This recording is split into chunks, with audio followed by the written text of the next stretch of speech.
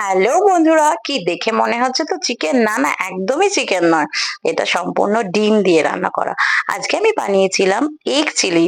তো ফার্স্টেই আমি এখানে ৭ খানা ডিম সেদ্ধ করে নিয়েছি। সেদ্ধ করে নেওয়ার পর এভাবে ঝুড়ি করে নেবেন।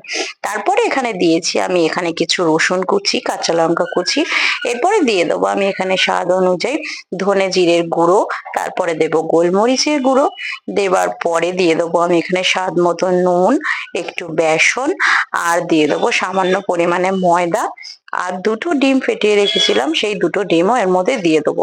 দিয়ে দেওয়ার পরে ভালো মতন এগুলোকে মিশ্রণটাকে ভালো মতন করে মেখে নেবো, ঠিক টাইট টাইট করে, যতটা আপনাদের বেসন বা ময়দা মনে হবে এটাকে টাইট করার জন্য ততটুকু দিয়ে আপনারা করে নেবেন। তারপরে দেখুন এরকম গোল গোল শেপের করে নেবেন। দেখতে এখন এরকম লাগছে, কিন্তু খেতে কিন্তু খুবই সুন্দর লাগবে। এরকম লালচে লালচে করে এগুলো ভেজে নেবেন। কিন্তু ভাজার সময় এরকম গ্যাজা গ্যাজা হবে, ভয় পাওয়ার কিছু নেই, কারণ এর মধ্যে ডিম দেওয়া রয়েছে, তাই জন্য এরকম একটু গ্যাজা গ্যাজা মতন হয়ে যাবে। তো সমস্ত ডিমগুলোকে ভালো মতন ভেজে নিয়ে তারপরে সেই একই চিলি চিকেনের মতন রেসিপি, এখানে পেঁয়াজটাকে আর ক্যাপসিকামটাকে ভালো মতন সেদ্ধ করে নিয়ে ওটাকে আমরা দিয়ে দিলাম এখানে সোয়া সস, আর এখানে দিয়েছি শেজওয়ান সস।